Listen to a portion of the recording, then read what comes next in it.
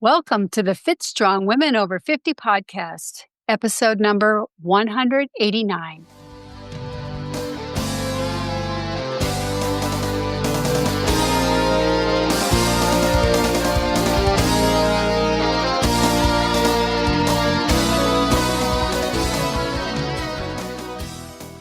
Hi, I'm Chris.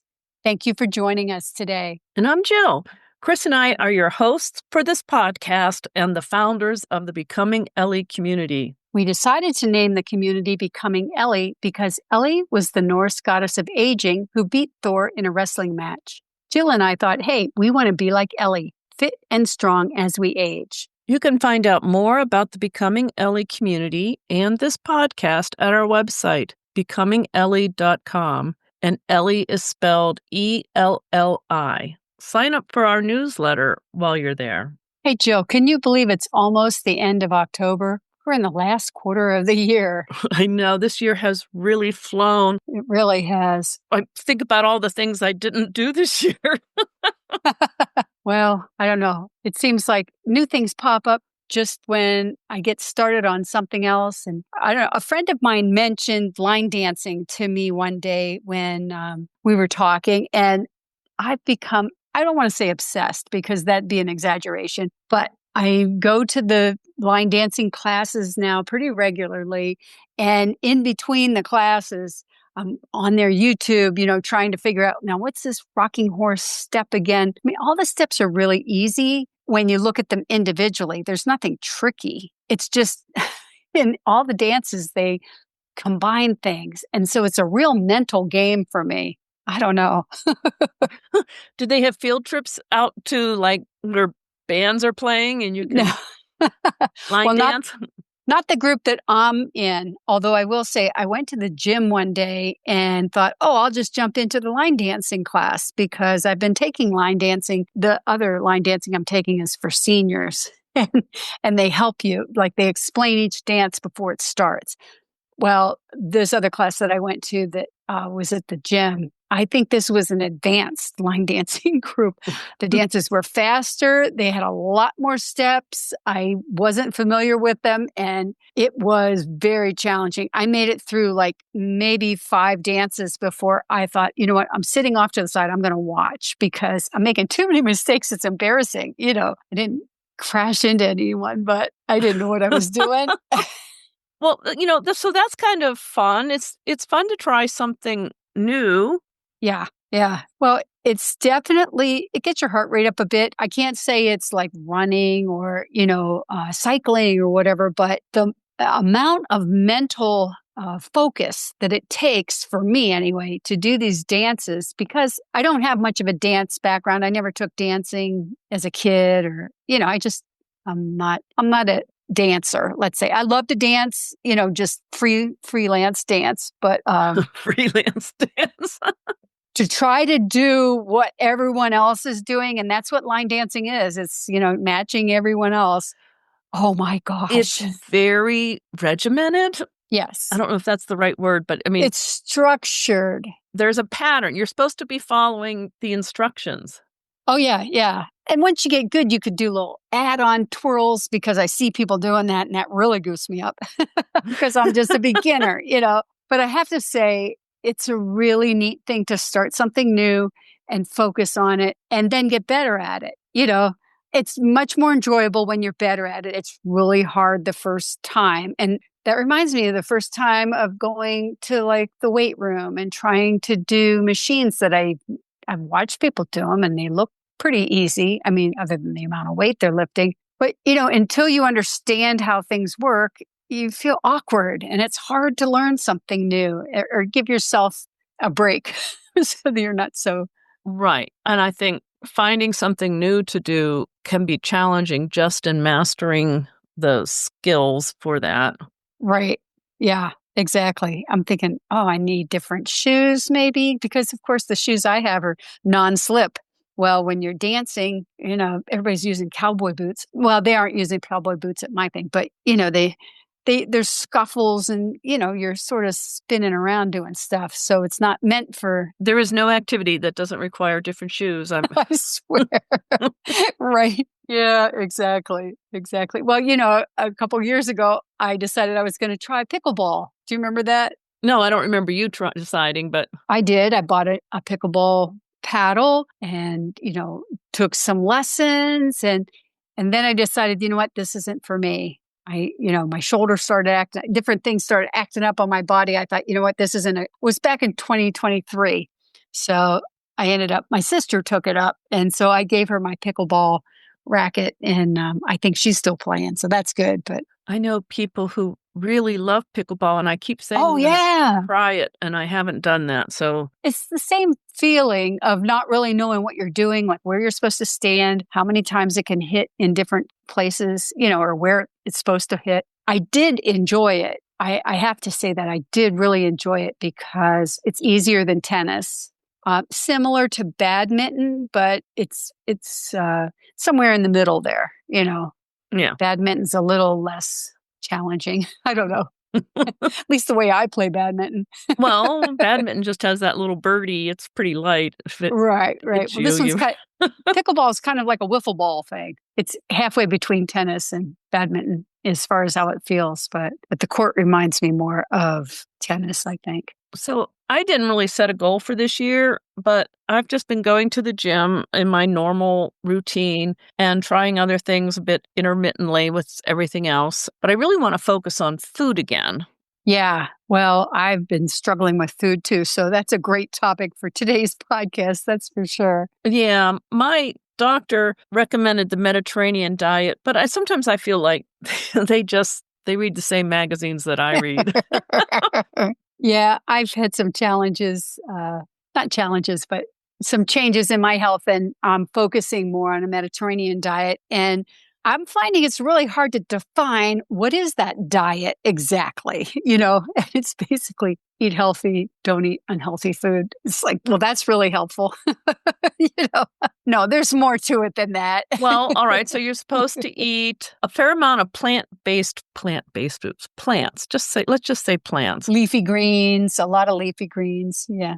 Healthy fats. Healthy fats like olive oil, not saturated fat. Yeah, olive oils and maybe some nuts. Avocados and certain fish too, the omega-3. Well, I don't know what kind of fish they eat in the Mediterranean, but they're always talking about salmon. Well, salmon can't possibly be a Italian fish. Right. It doesn't seem like that. Greek. But I think any fish probably is good. But the reason why they like salmon is that it's high in omega-3s, and they like the fat in it better. Well, I just love the taste of salmon. So that is definitely on my Mediterranean diet. I probably have salmon once a week, sometimes twice a week. It's delicious. I love it. I remember when I first started trying to lose weight, the weeks that I ate more seafood, the more successful I was in staying in the calorie ranges and things that I wanted. I just always felt I always was more successful at eating the way I wanted to eat if I ate fish once or twice a week. So how do you prepare fish when you make it? Is it in the oven or do you saute it? I have made it in the oven and I have made it in a frying pan, a saute pan. This summer, I would just sort of take a piece of salmon, rub some olive oil on it, put a couple slices of lemon on top, wrap it up in foil and cook it on the grill. That's how I love it the best. Wrapped in foil. Yep. With the lemon and the olive oil. A little salt, maybe, or pepper. Yep. No, I think that's really good. I'll eat some cod too. I really like cod. I sort of ate too much tilapia there for a while, and so I don't like it as much. I sort of quit eating tilapia when they started talking about all the problems with farmed fish and all that. So I like fish a lot, but I don't know. To me, it feels like it's a hard thing to cook. Oh, really? Well, other than like throwing it in foil and cooking it that way. But no, I don't cook a lot of fish, fish. But it's something I eat a lot of when I go to a restaurant. Well, it kind of smells up your kitchen. Maybe that's why it's harder. I like to order it out too. because they always seem to know just how to cook it. Right. I probably overcook most of my fish because I don't know. It's not really that it's hard to cook. Fish cooks quickly. It's not, but I don't know why I struggle with it. Fish is low in saturated fat. And I think that's one of the key reasons why they say eat a lot of fish on the Mediterranean diet, because saturated fat is the thing, right? Yeah. So it has more of the healthy fats. So these are all diets that or Mediterranean diet is basically eating plants, grains, fish, olive oil. It's not like a paleo diet or a keto diet, or it's just it's really a very general way of eating. Yeah, general's a good word. It's not as strict. And it's not as protein focused as, say, keto or paleo for sure. Right. More leafy greens. They want you to have vegetables, a lot of vegetables at lunch and at dinner for sure. Yeah. And maybe for breakfast. And maybe for breakfast. And they look for legumes. Is that how you say it?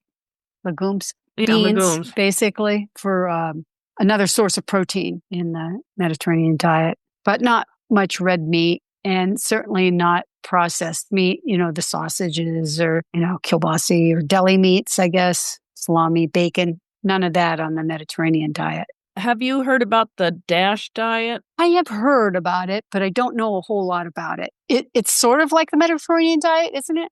Yeah, it's like more for people who are dealing with high blood pressure or heart disease. And then the other one that I was just recently reading about was a diet called the MIND. What is it? MIND, MIND, MIND. Or MIND diet. And it's supposed to help people avoid Alzheimer's or dementia as they age. So it's sort of like the Mediterranean diet or the DASH diet, but it's got another wrinkle to it. Yeah, so I asked diet. Chat GPT to compare them for me. Okay. And this is what it basically said. All right, the goal of the Mediterranean diet is overall health, heart protection, and longevity. The DASH diet is to lower blood pressure, and the MIND diet protect the brain and memory, reduce Alzheimer's risk. Okay, so it's sort of like layering on other good, healthy things. Well, that's good. Yeah. So the MIND diet, so Mediterranean, they say balance of healthy fats, plant foods, fish, and moderate wine. The DASH diet is low sodium, high fruits and veggies, and lean proteins. And the MIND diet combines the best of the Mediterranean and DASH, focusing on brain beneficial foods. Then they break it down: vegetables, fruits, whole grains, protein, red meat, dairy. So dairy, this is interesting. The Mediterranean, it says you can eat a moderate amount of yogurt and cheese. The DASH diet says 2 to 3 low-fat servings per day is okay, but they have to be the low-fat, so not regular full-fat cheese. And the MIND has minimal emphasis, whatever that means. So, like, don't eat much of it. Well, the thing I find interesting on the Mediterranean diet or Mediterranean food, it usually has those black olives and feta cheese. Both of those have a lot of salt in comparison to regular, so I think that's probably what the DASH wants you to do, a little more lower sodium. Right. So the DASH would not have you eating olives and feta cheese. Yeah. Cheese of all kind has a lot of salt in it. Yeah, it really does. Goat cheese is kind of lower. I mean, mozzarella just a little bit lower. They all have salt. That's for sure. I mean, I was surprised how much salt is in cottage cheese because it doesn't taste salty to me, but right, but it has a fair amount of sodium. Maybe there's a low sodium version. It does say for sodium, the Mediterranean is naturally low, but no strict limit. Okay. The DASH diet has a strict limit of 1,500 to 2,300 milligrams per day. And the MIND diet isn't emphasized, but it's generally low. No alcohol in the DASH diet, moderate amount, especially red wine in the Mediterranean, and optional small amounts in the MIND. I don't know. I keep hearing things about alcohol. Huberman was talking about it on one of his podcasts. I don't know. It's just things go in and out of favor. But it does sound like if you're going to drink alcohol, the red wine is the least, and that would only be a small amount. I don't know. Too bad if you don't like red wine, right? It's also very interesting to me, like when you go to the store and you look in the beer aisle now, how much non-alcoholic beer they now sell. Yep. The AF beer, they call it AF for alcohol free. When I first saw AF, I'm like, what? When they first started coming out with alcohol-free beer, I tried a couple and I was like, oh, this isn't very good. But I wonder, I bet you they're better now because, Oh, yeah. And competition. some of the alcohol-free beers I've tried, you couldn't tell a difference. But then, I like a light Pilsner if I'm going to have one anyway. So, a lot of people are like, oh, that's not real beer, So, so I'm not the right one to ask about beer, that's for sure. But Like, no, I get that part. That's fine. But yeah, but I notice a lot of restaurants when you go now, they have alcohol-free choices listed for beer, primarily beer. well, they also put because cocktails have become very popular, and Yep. a lot of places now have mocktails. Yes, the mocktails, right. Oh, that's good. Yeah, it's nice to have options for people who, for whatever reason, aren't drinking. Sure. You can have a mocktail at a restaurant, and that doesn't mean that you never have a drink. Right, right. Do you follow? Are you trying to follow the Mediterranean diet, or what are you doing there? I am a version of it because, I'm trying to do a little less feta cheese and watching the salt content as well. But see, here's the thing. I use MyFitnessPal. So I want to be able to look at my macros, and I look at those because you can see them by the week and you can see them by the day. Because I like to look at things by the week because I can't be perfect every day. Not that I'm trying to go for perfect, but Right. there's days where so if I balance it out, I'm looking at a week, it's a little bit better. Yeah, and I think that's a healthier way to do it. But I find it difficult. I'm not using the paid version, and maybe that's my problem. I'm trying to figure out what are the macros that I'm really shooting for, because when I look up what are the and when I say macros, that's the protein percentage, the carbohydrate percentage, and the fat percentage of your overall diet. Like how many calories from fat, how many calories from, and I'm just not sure where to set it. You know what I mean? I know, like, my Fitbit used to give me those numbers, but there is a website called Macros. Oh, really? Well, under calculator.net, they have a macro calculator, but there was a macro. There's lots of places to put them in, but Macros Inc. But what should I set them to for a Mediterranean diet? I guess that's my question, because I have them set on my MyFitnessPal, and I think it's primarily carbs and fats. I would say Right. those are So- almost equal, and then a slightly smaller amount of protein. I'm trying to shoot for like 90 grams of protein a day, maybe 100. Yeah, that's probably a reasonable amount. So I'm not sure if that qualifies as the Mediterranean diet, but Well, I I'm think the Mediterranean definitely, diet is more about the foods you're eating rather than the macros. yeah. Yeah, I guess that's right. I definitely am avoiding the processed foods, the added sugar, especially processed meats. When I go for the protein, I'm doing a lot of egg whites because, I'm also trying to stay low on my cholesterol. Never ending challenge there. But it does make a difference, if I really focus on using olive oil instead of butter, swapping those kind of things out. I don't know. What about you? Do you follow Mediterranean or a version of it? Not really. I would really like to sort of rein in my eating and sort of become more of something, whether it was the Mediterranean, but I don't really follow anything. I just sort of try to make sure I get calcium and protein. Yep. And then I really think if I could just eat lean meat, whether it's fish or something, Yeah. and vegetables, I would be the healthiest diet I could be on, but I don't eat just that. So I do eat a fair amount of eggs and egg whites. Yeah, I love eggs, but I'm doing no yolks. I'm just doing the egg whites. And when I add some vegetables to it, make it sort of a veggie omelet or frittata, however you say that, I find that's really satisfying. I don't miss the yolk as much. I use like one yolk, and then the rest I just use egg whites. I don't know. It just seems to add a little more flavor. Oh, it definitely does. Definitely does. Oh, that's good. Egg whites have a ton of protein. I've been doing tofu for protein, and I used to think no way in the world could anybody make me eat that. I mean, I was really, I hate to say it, anti-tofu, but it just seemed like that is horrible. But I trained myself to eat it by sort of cheating, add a bunch of ranch dressing and stir it up with the tofu, and then bit by bit, no more ranch dressing, and bit. Next thing you know, I like tofu. I mean, I could eat it like I put chunks on my salad, like it's chicken, and don't even. So It's raw. weird. I mean, like Yeah, just plain. Yeah, it's so convenient. That's, I think, one reason why I really like it. And I know that sounds terrible, people who don't like tofu, because I was in your camp, believe me. I was like, no way, no way, no way. But it's almost like eating a custard or a yogurt. It's kind of got that thickness. I can see you on the Zoom just going, ooh. No, I haven't really managed to. I will eat tofu, but You don't embrace it. and I tend to like cook it somehow, like put it in Yeah. the air fryer or saute it or something. Yep. Yeah, I've done that before too. But for me, it always seems like when I'm hungry and I'm trying to figure out what to eat, it's just sitting there. It's easy enough to throw into a salad. And that's what I end up going for my go-to. So you buy a block of tofu.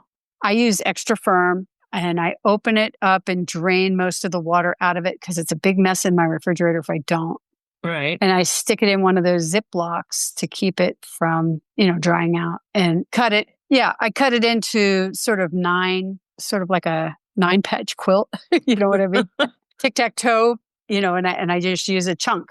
And then maybe cut it into smaller pieces when I put it on my salad. And I add a lot of other things into my salad, lots of cut up fresh vegetables, and sometimes even vegetables that have been cooked. I'll add those into the salad, like roasted cabbage or roasted carrots. I love both of those. Roasting vegetables anytime. I love those. And I think of roasted vegetables as being a fall. They're more winter for me. So now that the weather's starting to get cold, I'll be back into roasting vegetables. Yeah, I just bought a bunch of acorn squash, butternut squash, and spaghetti squash. Ooh. And so far, I've only eaten the spaghetti squash, but I can hardly wait to try those others because it's that time of year, Right. And I love squash. After I roast it, sometimes I put it in the Vitamix and make a soup on the butternut squash and some just regular yellow squash that I've roasted. Put that in the veggie mix and add a little pumpkin spice to it. And you think it's like special pumpkin spice soup. I love that. It's a fall meal for sure. I used to make, and I haven't made this in a long time, but I used to make acorn squash, cut it in half, and then I would stuff it with chopped up apples. Oh. And maybe some pecans. Oh, that sounds good. Sprinkle cinnamon all over it, and then bake it. It's good. It's kind of sweet. It's almost like a dessert. Yeah, it is. It's like a dessert. So you bake it with the cut side up? Yeah, because all the apples and everything are in it. Because when I bake them, I usually cut it and put the cut side down. Right. Because it doesn't balance very well. But you're right. If you stuff it, it has to be up. Yeah. I just cook it cut side up with the apples and everything. Because they're sort of piled in there. They can be up higher than those. You can be pretty generous with the apples and the nuts. So when you make it, what spices do you put on it? So if I was making that, I would put cinnamon. I probably could just use like an apple pie kind of thing, maybe, or pumpkin pie spice. Yeah. But I usually use cinnamon, maybe a little ginger, maybe a little nutmeg. Oh, that sounds good. I'm going to have to try that. Well, we could put that in the show notes if you, put it in the blog, and then I'll link it to the show notes. That'd be really good. So anyway, back to the macros for a minute. So on Facebook, there's a group called Macros, but I believe it's this, macrosinc.net, and they have a big free macro calculator. Macrosinc.net. And it will ask you what your goal is, whether it's to lose weight, build muscle, or just maintain, and it'll adjust the macros based on that. Yeah. Yeah. Oh, that's good. I'm going to take a look at that and figure out how I can, make MyFitnessPal match when you're doing the settings and your goals on MyFitnessPal. I tweaked my Fitbit. And once you start messing with the macros, it's hard to know where you are. Right. It How is. do you got to go back to like the default? I don't know. dilute everything. No, you don't want to lose everything. That's for sure. What are the benefits of a Mediterranean diet overall? I mean, does it really make a huge difference? I hear about it all the time. The Mediterranean diet is supposed to improve your cholesterol. Okay. So if you have elevated cholesterol, it's supposed to help lower your cholesterol. That makes It's sense. supposed to help with inflammation. Okay. Yeah, because you're not eating processed foods and things like that. Yeah. Supposed to help improve your blood pressure at least somewhat. Yeah. I mean, if you're really worried about your blood pressure, you probably want to look at the DASH diet. Yeah. And the DASH is basically the Mediterranean diet, just with less sodium, right? I think that's pretty much it. Yeah. And I think the MIND diet is pretty much the Mediterranean diet, but with a focus on more greens, dark greens, and more berries. Really? Yeah. Oh, wow. That's great because I love berries. Yeah. So independent of all this, when I was doing my little research on with Chat GPT on it, it did say that it offered to meld the MIND and the Mediterranean diet for me Oh, wow. and make a meal plan. And it was very similar. So it was just basically the Mediterranean diet with berries and lots of greens. You know what? I bet you could have them put together a meal plan and then do a shopping list for you. It did. Did all that. They would do the shopping list too? It did all the shopping list. Oh, wow. It broke it down. So, in fact, this AI stuff, but it gave me this really varied diet. It gave me a 7-day meal plan. Okay. And it was providing lots of variety. So I said, reduce the numbers of protein Right. in a week because I don't want to buy like 3 different kinds of fish and 2 different kinds of poultry. And Yeah. so it modified it, reduced the variety for me. Oh, that's good. And redid it. So yeah, it's an easy way to, it's an easy way to get some good ideas on putting together a way of how to eat, This is very helpful. which I think is kind of cool. It's a nice little. Yeah. So I think if you're trying to lose weight, you can lose some weight on the Mediterranean, but I don't think that's a given. It's not really a weight loss diet. Yeah, it seems more like a maintenance diet. Well, it seems, or I think it depends on how much of it you eat. I don't think any of these things are really focused on weight loss, but more on health. Yeah. As a result, you may lose weight if you've been eating in an unhealthy way or if you've been overeating. Well, just the fact that the Mediterranean diet doesn't encourage desserts like, sweets and cakes, pies, ice cream. They say fruits, use fruit for your dessert, maybe some Greek yogurt or something, but. Yeah. So I was trying recently, I ate this both either for breakfast or for dessert in the evening, is some Greek yogurt with blueberries. And then I had some kind of granola thing that I had bought. Okay. And I mixed the granola with some chia seeds and hemp hearts. Oh, that would be good. And then I sprinkled it all over the top of the berries and the yogurt. So the granola, and I forget what kind of granola it was, but it had a lot of seeds and things in it. So I think it wasn't a lot of sugar in the granola. But, granola by nature is a little sweeter. So it did provide it provided crunch and a little more flavor to the yogurt and berries. It was actually a very tasty breakfast and it was a very tasty dessert. Oh, that sounds good. I would love to hear what our listeners think about all of this. So if you're listening, let us know if you follow the Mediterranean diet or if you follow something else. I know I was reading once about the Nordic diet. Oh, I haven't ever heard of that. Well, there is. Is that what Ellie did? Yeah. So it changed the fish things. Yeah, it was a little different. It was interesting.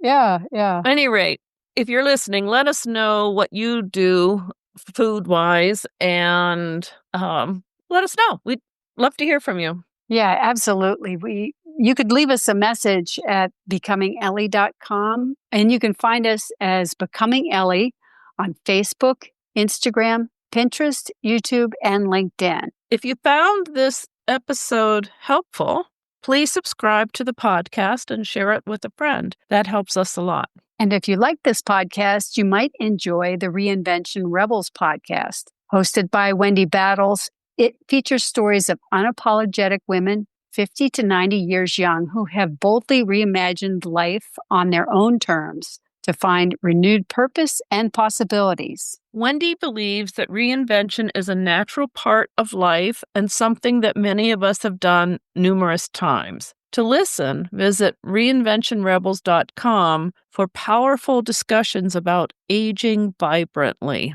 It was great talking with you today, Jill. I'm looking forward to our next episode of the Fit Strong Women Over 50 podcast. I am too. See you next time. Bye-bye. Bye.